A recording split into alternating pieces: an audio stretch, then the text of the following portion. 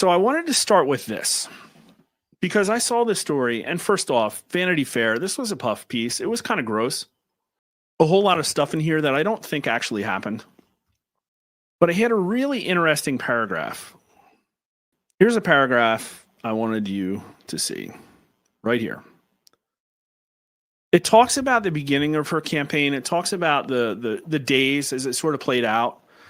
Turns out that she was plotting all the way back to November 2012 or 2021 for a contingency plan, not to replace Biden as the president if he had to step down, but to essentially wrangle control of the candidacy from him if he stepped down from running. So she was working on that for years. And this article goes into great detail about how she talked to all these people and basically my read on it, my reading between the lines is like every single person she called, like Shapiro, like all the people, the names, Whitmer, all the names you've heard, Newsom, were like, no, that's fine. You take it. They're like, you're going to lose. Thanks for taking one for the team. But let's fast forward to when she lost. 107 days later, as history will recount, Team Harris hit rock bottom. Yet it didn't seem so as Election Day dawned. The thought Harris was behind in the battleground states. Her spokespeople were oddly upbeat, although she was behind. Sorry, I don't read English. Appearing on MSNBC back on October 27, campaign chair Jen O'Malley Dillon had declared, "We are very confident we're going to win this thing." On Friday, November 1st, senior advisor David Plouffe posted on X that late-breaking undecided voters were going for Harris by more than 10 points. November 1st, our final call, Trump plus 2.4, was October 29th. And without California's motor voters, we would have been exactly dead on. October 29th. And as of October 15th, the betting markets pretty much all agreed that Kamala Harris was losing already. But they were, at least according to Vanity Fair, it didn't seem so as Election Day dawned. A campaign has a gravitational pull, and Chief of Staff Voles was feeling it. You get sucked into the momentum, she said, like you believe it. I've been on winning ones and losing ones, and this felt more like Bill Clinton's 92 than Dukakis's 88.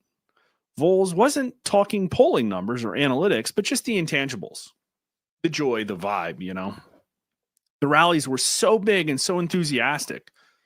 It's like no mention of Vanity Fair, how they were paying people to be at some of them, how there were like actors and music acts, whatever.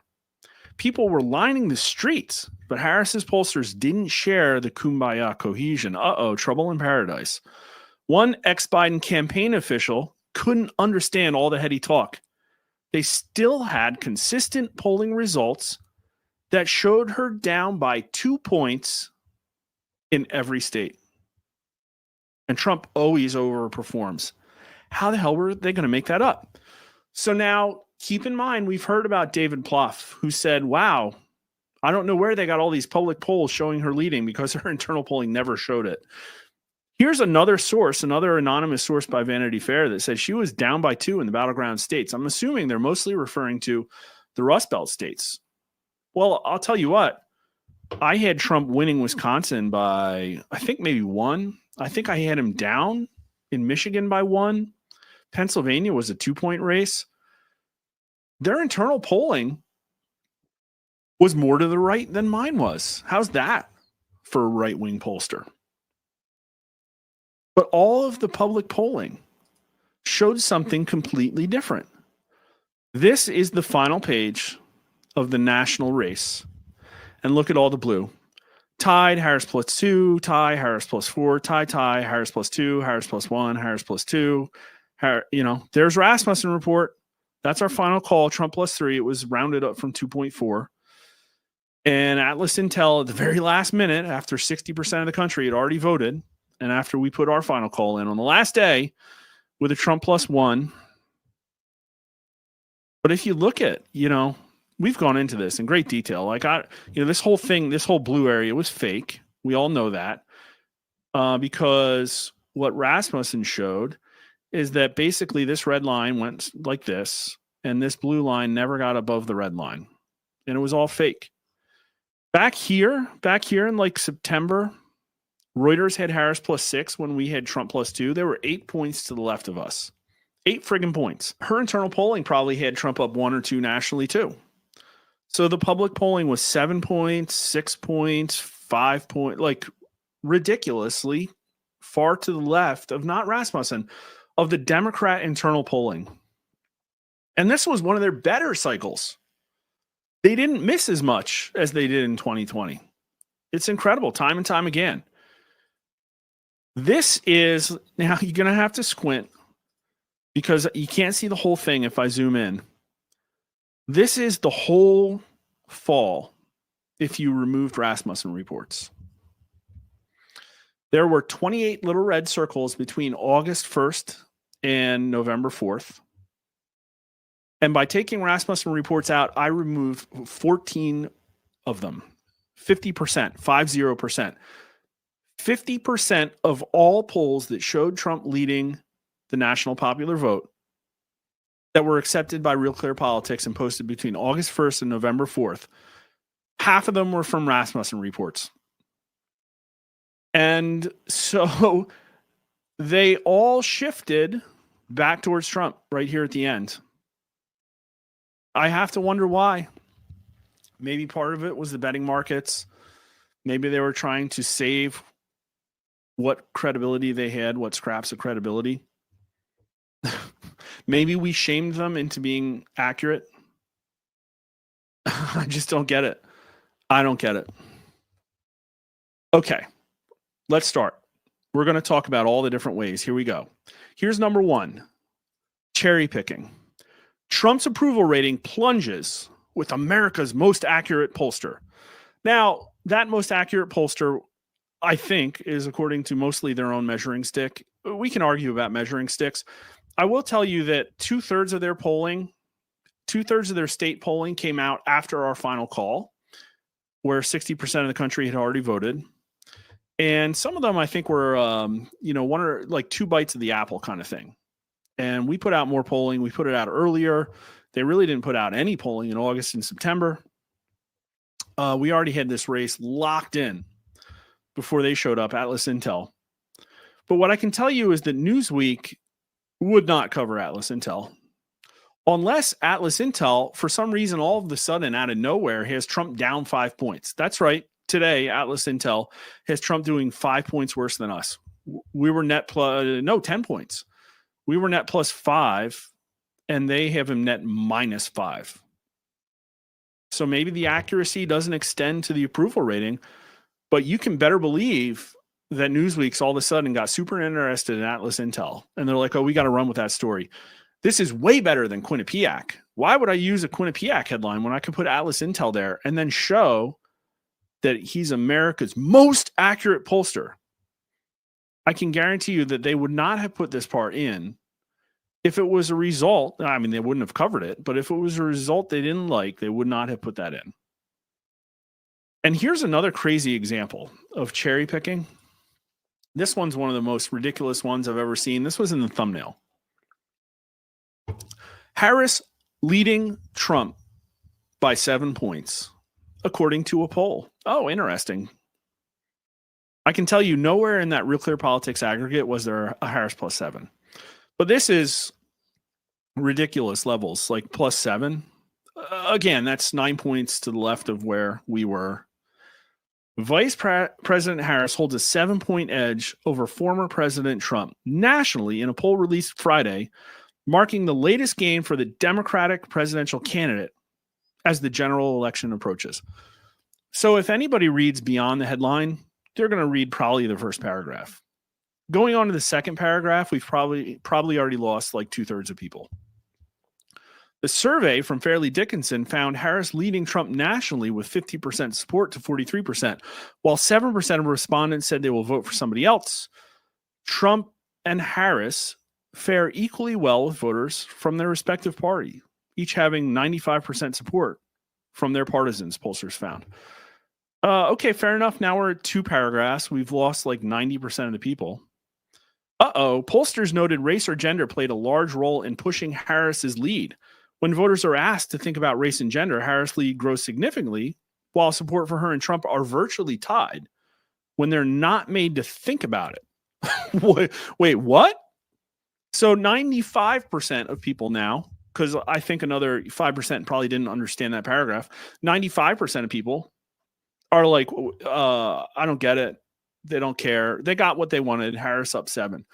But if you actually go to the poll, it was a research paper conducted where they asked Harris versus Trump, and they showed that Trump was down 1 point.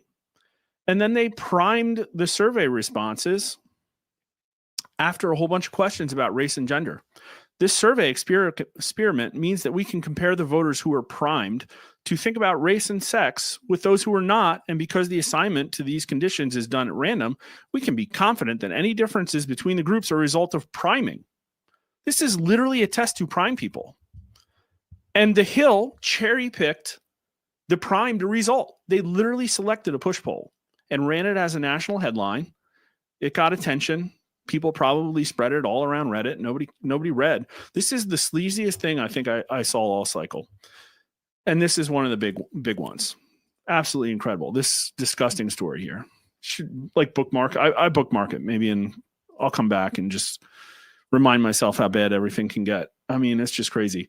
So let's talk about accuracy versus precision, because here's another one that people don't understand. Morning Consult does this. Precision means I poll over and over and over again, and I can reasonably expect to get, a tight response if I'm precise. Accurate means, well, my results might be spread out, but they're over the target. And you can be precise and not be accurate. And how do you become more precise? You use larger sample sizes. And so Morning Consult does this all the time. They will, let's look at this tab. Let's find a Morning Consult poll. Here they are. 9,000 likely voters. I've seen a million times where somebody's like, oh, Morning Consult's the best. They poll so many people. That's so accurate. No, it's precise. Ostensibly, it's precise. There's a smaller margin of error because they're polling more people. But they had Harris +3 when the result was Trump +1 and change. So they were like 4.5 points off. That's inaccurate. What would I do if I had the money to do 10,000 survey responses? I'd split it up into multiple polls because I think that I would get a better idea of accuracy. And I can tell you that this chart looks a lot more like us, because we did a lot of smaller polls, many more of them, and we were able to get more accurate results because we learned things, we tested stuff, we found repeatability. At a certain point, there's diminishing returns. Like there's no reason to poll over 2,000 nationally, in my opinion. And we didn't. And this happens all the time. Everybody's like, oh, look at Morning Consult, super high. But like Morning Consult's been like 10 points to the left. Like their experience, I think in 2020 was absolutely ridiculous. I forget some of the major misses they had, but just absolutely embarrassing. But here's another good way to look at it. Here's all of our daily polling from 2024 that we put out between July 28th was, I think, the first sample. July 23rd, but that was only one night. I think the July 28th was the first one that it was a 3-period moving average, all the way up to October 29th. And the big swings in the dark lines are the individual overnight responses that only had sample sizes of about 400 each. And then the brighter dotted line is actually a 3 or 5 period moving average, depending on when it was in the cycle. And you can see, well, a 5 period moving average is going to have like roughly 2,000 people, smaller margin of error, a lot less variability. But I could still be like, this line could be shifted up or down and just be completely wrong because I have bad methodology. I'm not waiting to the right things, blah, blah, blah, blah, blah. All right, next up.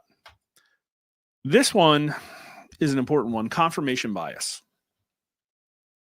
Well, if I have a strong opinion of what results that I want to see, and I get a result back that I don't think matches my view of the world, then maybe I have a higher proclivity to go back in and re-examine the results. But if the results I see match what I want, then it's like, oh, okay. So what that means is that over time, maybe some of your outliers that swing the way you don't like it, have a tendency to creep back in the direction that they shouldn't. I think this happens all the time. This is one of the big ones that, I have to be careful about falling into the trap. I have to really struggle to make sure that when I examine the results, when I weight things, when I look at the data, that I'm not using confirmation bias. And when we look at raw data, I'll show you how I go about doing that. It's like simple stupid, but I think a lot of people fall prey to this. Absolutely happens. Here's another way they lied to us this time around. This was my first big wake-up call this cycle. Here are the numbers of polls that were put out by week. Let's zoom out a little. Starting in May and going up until the middle of August. And what do you notice? There was a period round about the debate where people were putting out a lot of national polls.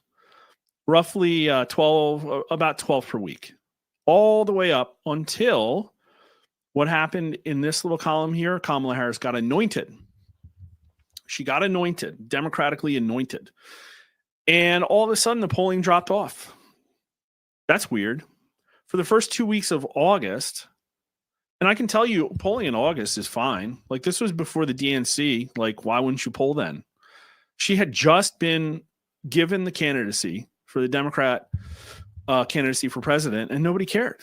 Nobody polled. There was like one poll this week. That's less than back. I even checked. It was less than back in like February, March, and April. Why didn't they poll? Well, it's because they all got a super big sugar high honeymoon right in the end of July when she got Obama's endorsement. When she got this like bounce.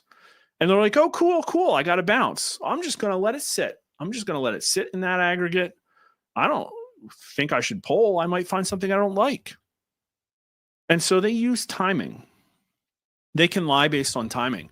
If they get results they like, they can release it immediately. If they get results they don't like, they can, heaven forbid, spiking the poll like Rich Barris accused Ann Selzer of doing with her July poll that showed Trump up like 12 points, I think it was. No, it was more than that. I think it was like 18. You could just spike it. You could hold it. You could wait. If you're pro-regime and you're going to run a poll in March, would you do it before or after Joe Biden gives, for instance, the State of the Union speech? You're going to give it after. You're going to give it 4 days after the speech is when you're going to go into the field, and then you're going to put it out the following Monday, and it's going to show a bounce, but that'll just be your monthly poll. They do that all the time, but this is the most profane. Oh, no. We have a new candidate. We're kicking off an election season. It's like 110 days the election or whatever. No, we don't need to poll. Just ran out of budget. We blew it all in July. It's the most ridiculous thing I've ever seen. All right, now we're talking about weighting. So for people who don't know, you have to demographically weight these samples. If I'm sampling a population that's 50-50, like 50% men, 50% women, but when I take a sample, I get 60% men and 40% women, I have to apply a weighting factor, like a unitless coefficient that I multiply the women by to make them smaller and the men by to make them bigger. And, here's an example of how it works. But here's where I have to tell you that polling is an art and not a science. And one of the things the information gatekeepers try to do is standardize polling to force everybody to do it the same way because they think they're right. And yet I've been proven right. And so what I'll tell you, and what would make ivory tower pollsters, the hair stand up on the back of their necks, is that this is a judgment call and it's an art. And normally on a national level, we're only weighting by gender, age, race, and party. Because that's good enough, and it's what we ask generally on a nightly basis, and it's been proven correct, and party usually gets rid of all of the political aspects. We regionally target, meaning we try and spread all the results out regionally, but sometimes you pick other things to weight by. Sometimes I might wait by the 2024 recalled vote, what people said, oh, yeah, in 2024, I voted for Harris instead of Trump. Like that might tell you more than the party. And that's what we did. We used 2020 recalled vote this election. It was a judgment call. And I'm not doing it now because my judgment is that people were a lot less likely to lie about voting for Biden than they will be over the next couple months. It's going to settle in than they will be about lying for voting for Kamala Harris, because I think she's probably going to be a footnote in history. If there are other things, other people pick and choose other things to weight by. Rich Barris, I don't even think weights by party because he's picking off of voter rolls and he's targeting based on party. So it's a little bit different. But there are times in the states where, listen, on a national level, I have a really good idea of what the country looks like.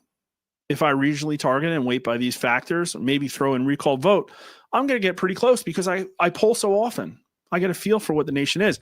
But if I'm going into a state and I only got one shot or two shots and I get something back where it's like, wow, this isn't what I thought.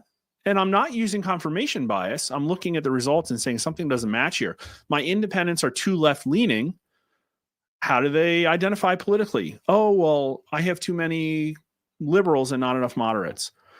Well, then I might have to make a judgment call of saying, well, this is my sample. I can either get more, or I can say, well, in this case, I'm going to take independents and weight them according to ideology, and that will correct my sample.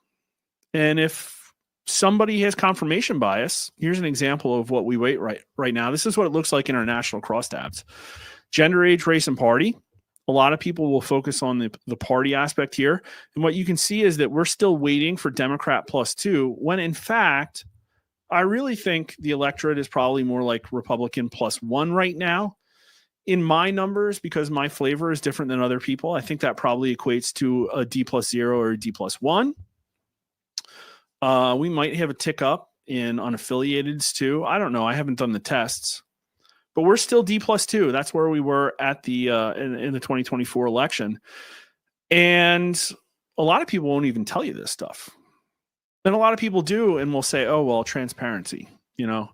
We like to be transparent, but maximal transparency will not account for somebody that wants to be a scumbag, as we're about to go into. So basically with weighting, you could use weights that are just wrong. I could weight this to D+6.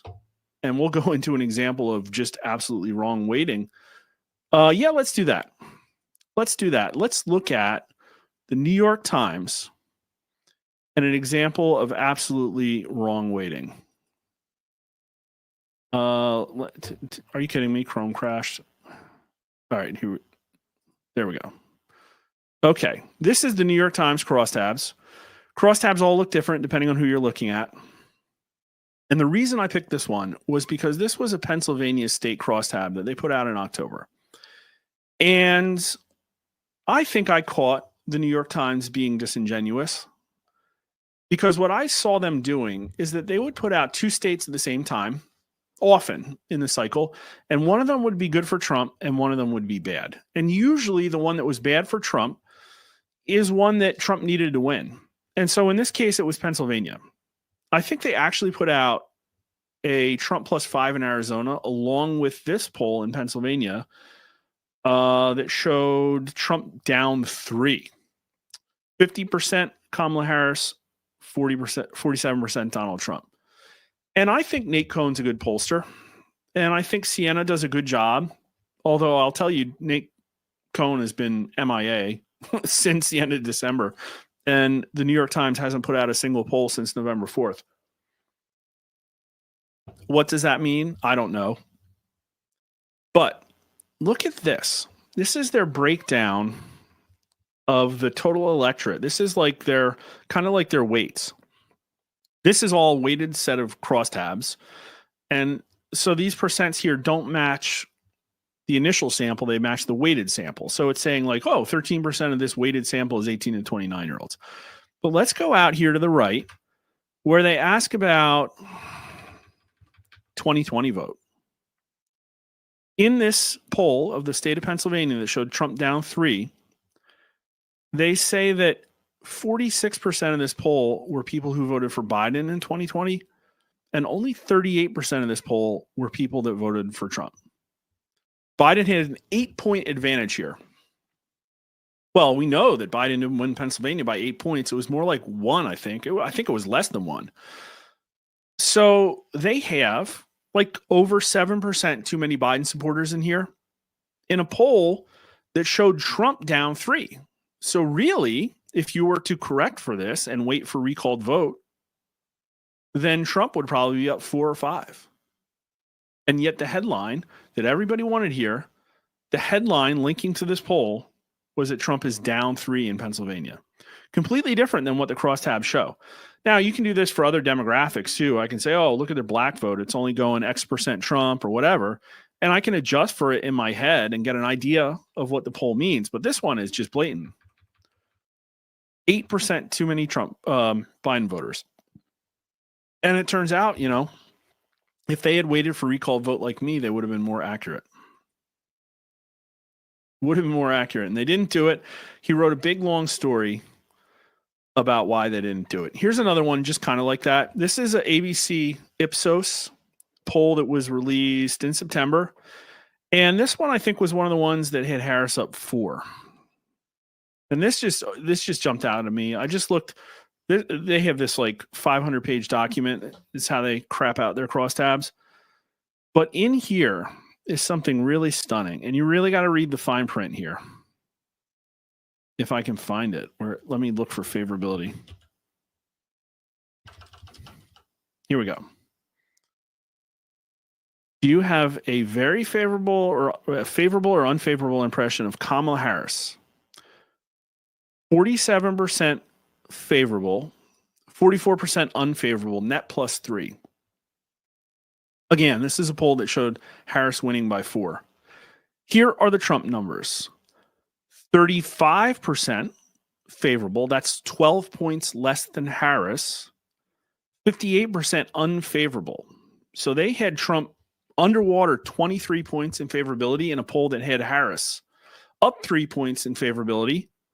That's a 26-point favorability disadvantage in a poll that only had Trump down 4.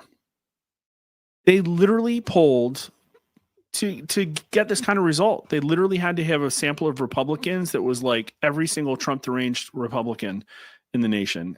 Absolutely incredible. And, you know, the press will just run with it. Like, oh, yeah, that's a valid poll.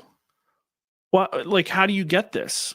Like, obviously, they weighted by party. They weighted by gender, probably age and race. And yet, it makes absolutely no sense. In a country where Donald Trump got the most votes of any Republican in history and was beating Joe Biden so bad, they had to ask him to get out of the race. They have Donald Trump 26 points more unfavorable than Kamala Harris. It's just absolutely scummy. And this is the Ipsos poll. This is ABC Ipsos. Ipsos also partners with Reuters. What you're seeing is because as data gets harder to, it's harder to reach people. You can't just spam everybody with landline phone calls and they pick up anymore. You know, we have 400,000 people that still pick up our phone, and then we also have online panels. But what Ipsos has done is they've created their own online panel. Mine reaches hundreds of thousands of people because it's a really large one. Their proprietary one only reaches, I think, 50,000 people in the US. And what they do is they have these community managers who you can find on LinkedIn who reach out to people and say, hey, be part of our research panel. We'll pay you. It'll be great.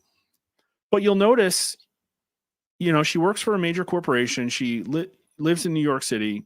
She's got pronouns in her bio. This is who's managing the community that has a 26-point favorability disadvantage for Donald Trump. And so I'll tell you, because of our brand and the way we do things, we get the Trump voters that other people don't. But they clearly know that they don't get the Trump voters, and they don't seem to want to get them because ABC, Ipsos, Reuters, Ipsos has been left perennially about the same amount every single cycle, and they haven't fixed it. And they could, you know, figure out a way to do outreach and get the right kind of people in their panel, improve their accuracy. They're not going to do it. Pretty gross. All right. So we've hit weighting a lot. And so now what I'm going to do is bring up a script. And we're going to take a look and just talk about the things that you can do messing around with a script. All right, this is just a quick look at one of the scripts that we put out. Now, at this point, most of our polling is online, but because we have to do record landline IVR robo-dialing scripts, we tend to make a script like this, where it literally spells out, like, if 18 to 29, press 2. If 30 to 39, press 3. So now, there's a ton of ways you can mess with this, right? First off, I can make this poll really long. I can make it short. If I make it long, the people that finish are going to be ultimately different than the people who finish on average. If I make it short, they're going to be more tolerant or more, ideological. I could run this at a different time of day. I could spread it out over multiple days. I could run it Saturday night instead of like Tuesday night. I could run it in the morning. I could run it Sunday morning when all the conservatives are at church. Like, I could do that kind of thing, right? I could put a question in and then just spike it. Oh, I don't like the results of that one. I'll just delete it. Or I could put them, I could prime them by putting them in the wrong order, right? Like, I have matchups and issue questions up front. Like, what's the most important issue to you? And then I'll do matchups, and then I'll get deep into other issues. Like, we'll do favorabilities, and then it's like, what'd you think of the debate? Will today's children be better off than their parents? Like, that one seems innocent, but it's a priming question. If I say, will today's children be better off than their parents, and then immediately go into a matchup question, you're going to get different results because people are going to be like, oh, yeah, things do suck. And then they're going to be like, oh, well, it's because of Kamala Harris. So you got to be very careful building these things. Then I could put them in a different order. I could say, well, I like Trump. I'm going to put him in the first spot. I put him in the second spot because the first spot is going to get an advantage potentially for people who have no idea who the candidates are. Oh, I'll just pick the first one. We rotate them randomly for things like this that make, but I could put, if it's the most important issue, I could not put a randomizer in, put it in the number one slot. When I write this question, I could leave out important issues that matter or not matter. I could structure some of these questions to have disingenuous results. I could put in like priming phrases in the question. Like, does Donald Trump kick puppies? Donald Trump has been filmed kicking puppies. Do you have a very favorable, somewhat favorable, or whatever impression of Donald Trump? And then I just show it in the crosstabs as Trump favorability. That's very possible. There's all manner of things that can be done here. Even mispronouncing somebody's name, like in the recording, it has an effect. The tone, the way things are pronounced to the people online and on the landline phones. And we're not even getting into, like, listen, we have found that this is better because people are more comfortable giving us the responses if it's, anonymous, if it's a robot, if they know that they're not being judged. But don't get me started on live operator calling, where people routinely pressure respondents, prime them, give them hints, pressure them all the time. Sometimes it's ideological, sometimes it's just to get them off the phone faster, but it affects the polls. And even the way you word questions, like even selecting words. I'm trying to think of a good example. Do you approve or disapprove of the way the Federal Emergency Management Agency has responded to help victims of the hurricane? That's fair. Or I could say, do you approve or disapprove of the way that the Federal Emergency Management Agency has delayed reaching some people? Like, you could put in different words.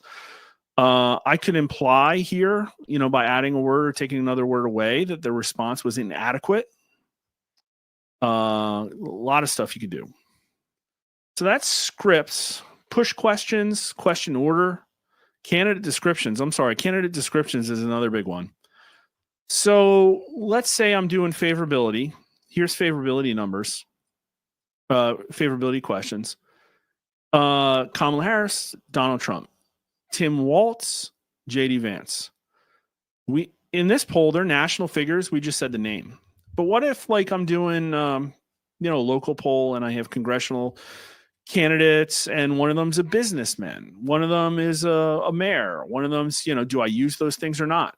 Do I preface them with Democrat or Republican? It'll get different results.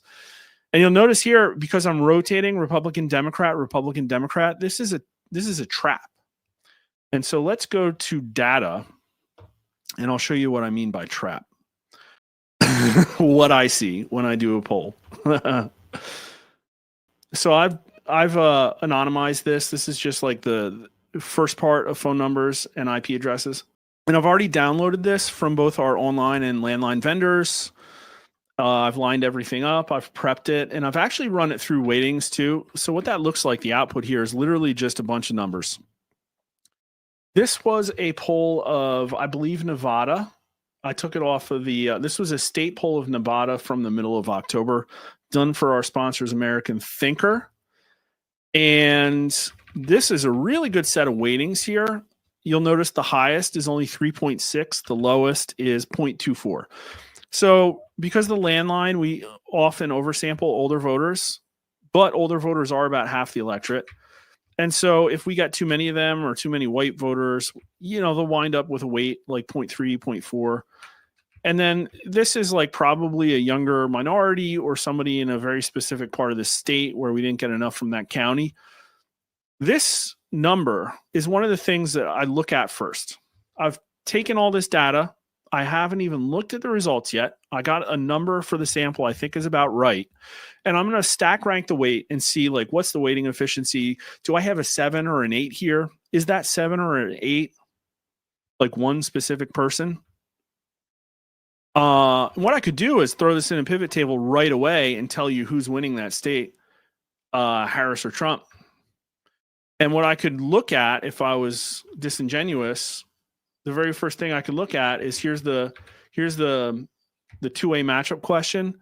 A 1 is Harris. And look, the highest weighted individual in this poll happens to be somebody who's voting for Harris. I could literally just go, bloop, delete. That data point doesn't exist. Nobody will ever know it. No amount of disclosure, no amount of giving my data away will make up for the fact that I took the highest weighted individual and just zapped them out of here. And the net effect on the poll is that 3.6 humans just disappear. Or I could just delete that one and rerun the weights. And some of these other weights will pick up. But for whatever reason, why is this individual most weighted? I don't know. It's probably specifically their race in combination with where they're located in the state or something like that.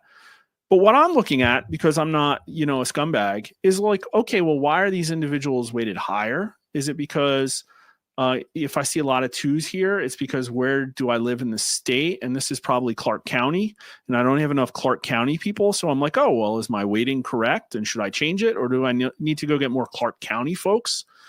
Actually, I skipped over scrubbing the data. So here I have like how long it took each individual to answer the response, answer the poll. I've already dropped out anybody who's answered less than 1.5 minutes.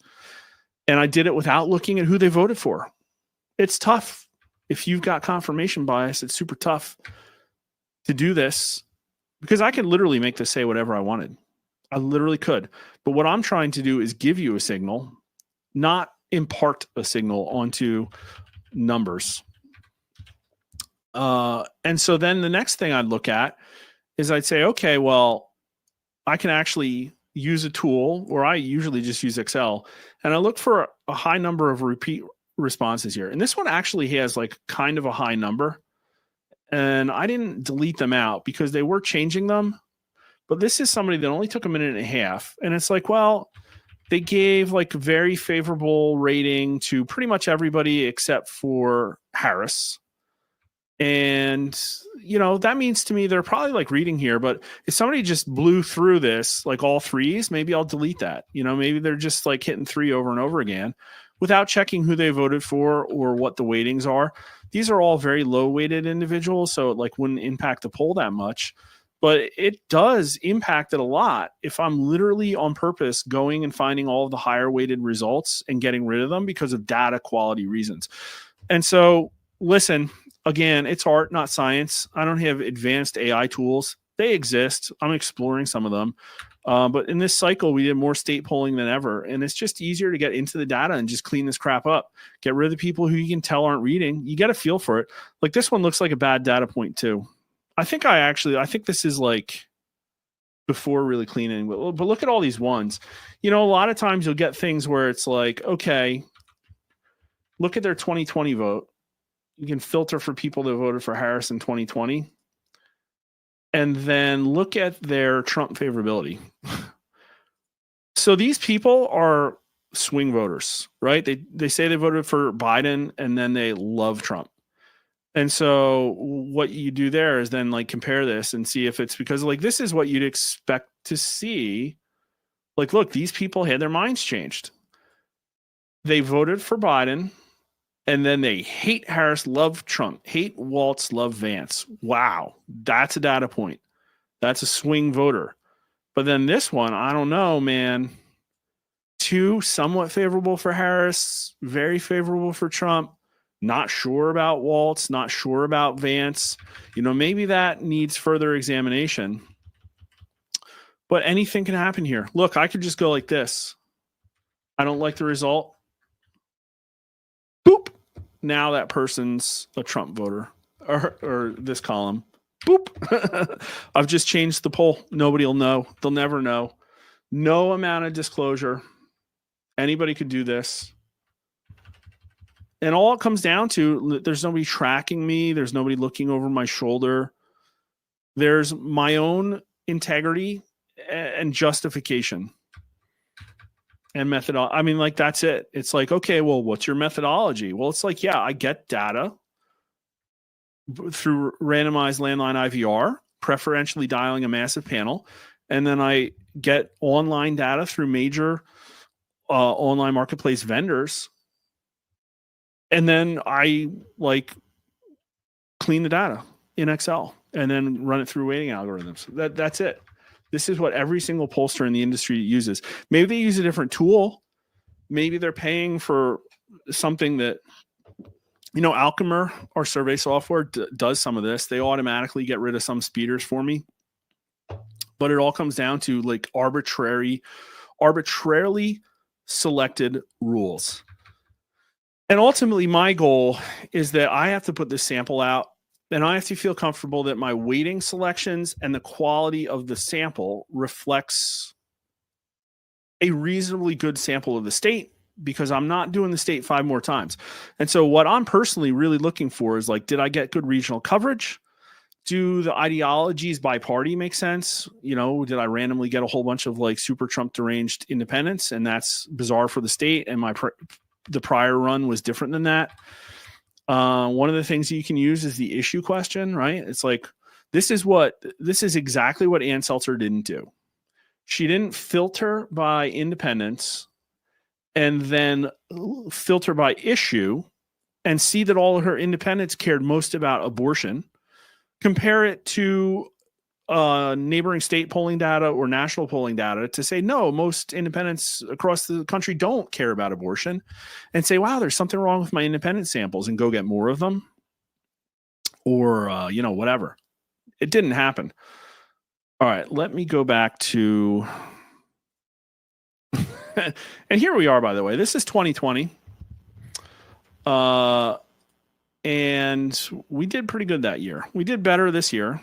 Here's us 5th place, according to 538 in 2020, with a really small average polling error, 3%, compared to Quinnipiac's 9%. Super bad. Like, really not good. And I wanted to check, so I went to 538 this year to see pollster ratings, and this is what I found. Oh, the site's dead. Oh, it's super sad. Brings a tear to my eye. I feel so bad. 538 is dead, and their pollster ratings are no longer accessible. But the reason I came here is because I wanted to show you how information gatekeeping is also used as a tool for deception. And so 538, when G. Elliott Morris came in, took Nate Silver's model and added something called transparency ranking. And so what happened is a lot of pollsters who are very inaccurate went way up the ranking because of arbitrary transparency scores. Now, the reason ultimately that 538 tried to throw us out is because they came to me to ask questions. And listen, I just completely opened the kimono. They came to me to ask questions, and I told them to pound sand because I know that they weren't asking other people the same questions. And I know they were going to try and lay traps for me. And ultimately, what happened is they used transparency as a reason to get rid of us. And they used their own transparency score to uprank pollsters who are horrible, like who are objectively way worse than us. And it actually didn't improve their accuracy, believe it or not. It made them worse. And yet it allowed them to be information gatekeepers and take people like us out of their own aggregate, making themselves more inaccurate. So that's another way, is gatekeeping. And it happens all the time. Like AAPOR, the American Associate of Public Opinion Researchers, like has some logic about why we can't join. I forget what it is, something about our funders or whatever, like the fact that we're a private organization that, you know, whatever. They don't like us being in an LLC. It was something like that. No, I think it's our subscription model.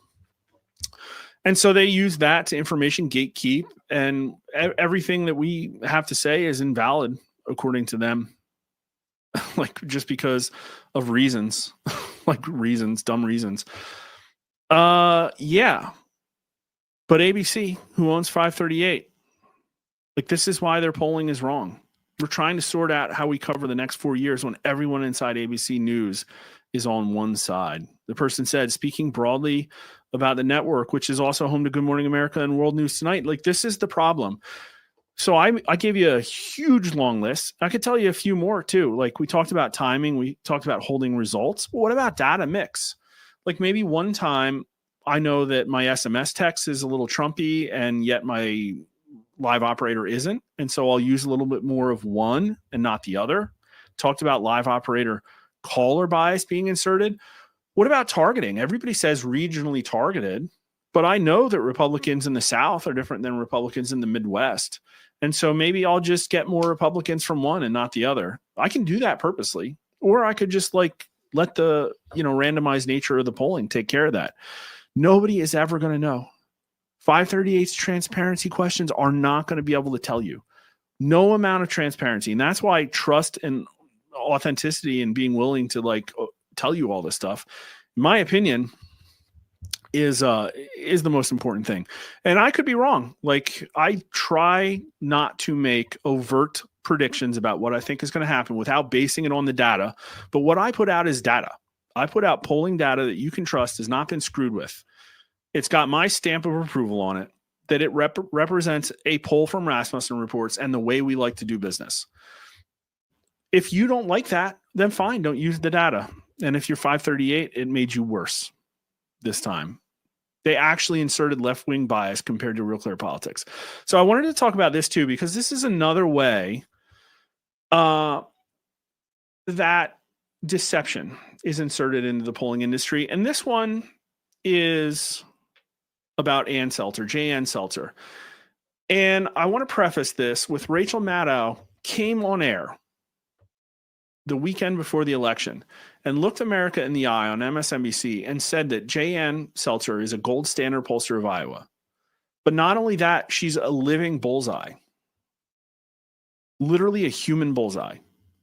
She lauded this woman for 2 or 3 minutes before releasing the results that showed that Donald Trump was going to lose in Iowa by 3 points, which was a 17-point miss. And so what I want to explore here is just a few minutes. We'll sit back. I'll drink a little bit of my seltzer as we take a look at how Ann Selzer answers questions about like mea culpa about how she got it so wrong. And I just want you to like, after having absorbed everything I say, just listen to this. Radio and Aaron Murphy of the Gazette in Cedar Rapids. So, Ann, you're a self-described data girl, right? And Kay mentioned the poll that came out right before the election. I'm sure you've been crunching the numbers since. What have you learned? What went wrong? Well, I'm not here to break any news. If you're hoping that I had landed on exactly why things went wrong, I have not. It does sort of awaken me in the middle of the night, and I think, well, maybe I should check this. This is something that would be very odd if it were to happen, but we've explored everything. The Des Moines Register, in an unprecedented move for transparency, has put online our crosstabs, our weighting system, and my analysis, and that I've not needed to update because it was pretty complete. We don't know. Do I wish I knew? Yes, I wish I knew. But as I sit here today, one of the political commentators before election, but after the It was polls, like 5 said, weeks after it happened. they've got all of these pollsters that are fidgeting with their numbers, and they're adding this into their weighting structure, and they're doing this with their sampling. And Ann Selzer has never had anything to fix.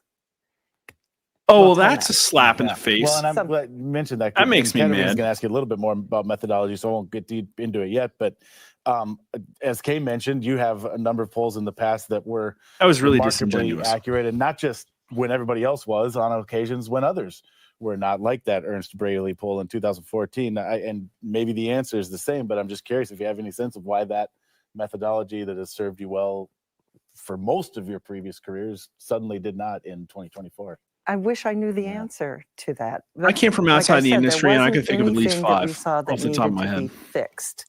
The reality is that more people supporting Donald Trump turned out. I'm eagerly awaiting the Secretary of State's turnout reports. That will happen 17 points, everybody. to see 17 what points. we can glean from that. But there wasn't an adjustment to my data when we saw that it was going to be a shocker, that I would have said, okay, let's adjust it. It's not like I know ahead of time what the right numbers are going to be in the future. So you kind of take the data designed to reveal to me our best shot at what the future is going to look like. You mentioned, and real briefly, I'll ask what some of the national pundits, I know from hearing you in other interviews. Stick with it another minute or two. I think she says something stupid coming social up. media mentions has been busy, let's say. Maybe just describe what that experience has been like. We were surprised by that and some of the allegations that have been made regarding the way you approach this poll. Let's deal with the allegations, because I'm mystified about what the motivation anybody thinks I had 17 points and would act on in such a public poll. I don't understand it. And the allegations I take very seriously. They're saying that this was election interference, which is a crime. So the idea She's got a lawsuit I against her. intentionally set up to deliver this response when I've never done that before. Des Moines Register got USAID money. It's not my ethic. But to suggest without a single shred of evidence that I was in cahoots with somebody, I was being paid by somebody, it's all just kind of, it's 17 hard points. to pay too much attention to it, except that they're accusing me of a crime. So you use a certain methodology in your election. Okay, here we go. polling. This Can is you what I briefly wanted to explain your method and how you screen people for your poll? I will. And that might be a key to something that we just can't check out. So thank you for that question. Check out. What do I know about the future electorate? Nothing. What do I know about the state of Iowa? Oh, I know a lot because we have a census. So as we are interviewing people, we're going to ask a question early on about how likely they are to vote. They can say definitely, probably, might or might not, probably Likely not. voter screen, that's like Or have you already bare voted? bones. If you've already That's like voted training in wheels. our last poll, you're in. And if you say you will definitely vote, you're in. But for everybody else, we keep them on the phone to get age, sex, what county they live in. That's going to give us This is like geography, superficial. so that we can weight Very all basic. of those people. I think there were 1,100 and some in our final poll to look like the state of Margin of Iowa. error plus or minus 3 That points. we know. And then we extract from that those people who made our likely voter screen. And Okay, interviewed obviously. them. So if there are proportionately more women who pass that screen, they're going to show up here. But they're weighted at the statewide That's 2 minutes. It could have level. been It's a said in little 3 words. geeky. But one of the things I've been thinking about is with caucuses, we take you if you definitely or probably will participate. And maybe our screen Baffling with was BS too right now. tight. I don't know. There's no way to don't know. undo it. And and undo sort it. of check, well, what Doesn't would the know why she probably missed. people have said? Because we very politely terminated the people who just said they would probably vote. But that's been our system since 2008. So just to review, it sounds like you have likely voters and you get their age and their sex. Is there anything else, any other characteristics that you Count. screen They're for? think she counted, talks so about we can weight by weights now. congressional district if needed. Our weights for this were tiny. Tiny. What does that Any mean? pollster would look at what our weighting report said and said, Weighting report? that's it's not like we are what we did by weighting our data, which we to make it look like a cross section of all Iowa had something That's why you would weight crazy something. in that. The weighting didn't change the horse race at all. The weighting Some pollsters didn't have change the started horse race. looking at Okay, so a picture is starting to emerge. Basically, what happens here, in my opinion, and I'm not making accusations, well, whatever, I think she's really just bad at her job. So what I got out of that is that she gave very basic answers to deep questions, had no idea, took 5 weeks, had no idea why she missed. Had a good size sample for a state like Iowa, 1,100 plus or minus 3% margin of error, and had done multiple polls in the state before. Both of them showed Donald Trump winning, but she says, well, I don't know what the future electorate is going to look like. Well, yeah, but you can make assumptions. You can be like, oh, look at the rest of the polling for the state next door to mine. Look at the national polling. Look at Trump's prior elections. Look at any prior election. Like, have you ever seen like somebody swinging like 15 points when against all odds, against everything else that everybody sees in every other poll in the rest of the country? Like, this is literally like having Iowa almost like being as like New Jersey was only 2 points away from what she thought Iowa was going to be. That's just absolutely wild. And then she says things like, my weights were tiny. Like, I don't talk like that. Weighting efficiency, like tiny, does that mean that it? She said it didn't affect the horse race. So what my understanding is that for years and years and years, she's just been collecting this data from Iowa the same way. Probably has somebody else do it. Obviously, didn't sound like she was even looking at the data. Oh, well, somebody ran a weighting report for me. She wasn't in there playing with things. She wasn't scrubbing the data. Let me tell you, things change. Like, we have had to shift our methodology. We've gone more online. We've evaluated multiple online vendors. We are scaling back IVR. I've tested SMS polling. I'm constantly searching to try and figure out, like, well, what's changing? Is what I'm getting making sense compared to what I expect? It's like science. It's like set a hypothesis and run an experiment. She was literally expecting to just collect the data, throw it over the fence, and it's like that's what's supposed to happen. Her weighting was very minimal. She said it didn't affect the horse race at all. So because of that, she had a poll that had Trump up like, I think it was 16. And then she had a Harris up. No, it was 22-point shift. So what's that? She had like Trump up 18 or 19 back in July. And then she had a Harris +3 poll. And she was really happy seeming on MSNBC talking about that poll 4 days before the election. She was like giddy. And so again, I'm not making accusations. My point is, though, is that this is one of the most lauded people in the industry. Barely understands weighting, isn't cleaning her data, has somebody else messing with the raw data, immediately nopes out, like in the 5 or 6 weeks since it happened, like didn't learn, like wasn't prepared to answer these questions. I would know exactly. I knew the day after on the states I missed, like what I was like, oh, yep. Georgia, like I didn't have the independence right. Like it's easy to look at and say, oh, well, here are the exit polls and mine was off by this. And here's why. Now, you can't completely believe all the exit polling, but this is just like, I'm sorry to spend so much time on this because this woman is irrelevant and is, again, a footnote, but so much lauding and like decades of being called a gold standard. And she doesn't even understand. Again, this was my first presidential cycle. I came from outside the industry, and I know more about polling than Ann Selzer, than Ann Selzer of the Des Moines Register. And to prove it to you, I'm going to take a victory lap. This came out today. This is yet one more measuring stick that, again, Atlas Intel is at the top of mysteriously. I think the early state stuff kind of sucked. they didn't get accurate. They didn't really get above my accuracy level until November 4th, literally November 4th. It's like I had already wrapped it up on October 29th, whatever. But we were up there. Inside advantage is good. I don't know if that was Trafalgar with Towery or just Towery by himself. And there we are, number 4, Rasmussen. Look at this big old list. Look at Selzer at 136. Beautiful. Yeah, there's some good pollsters up there. One of the things you'll notice is that these guys are pretty much all independent. Other lists were like 1 or 2. We did good. Quantus Insight, they're new. They're doing great. 14. Harris X, good. They've been around. Echelon's good. These are all good pollsters. New York Times Siena. Again, my problem with him is like he reports up to a managing editor that didn't want to run a pro-Trump headline. Big data poll. Look, Rich is doing good. There's a lot of positive people in the industry now that the mainstream media pollsters are dying. Monmouth University dead. Ann Selzer dead. 538 dead. He's not a pollster, but I think even New York Times Siena is scaling back. A lot of people are, really sort of consolidating into these mega panels like YouTube, YouGov and Ipsos, which is bad for the industry, but good for me. I mean, like just the amount of like scummy stuff. Look at Morning Consult. Just look at all that blue. It's just like over and over again, the same stuff.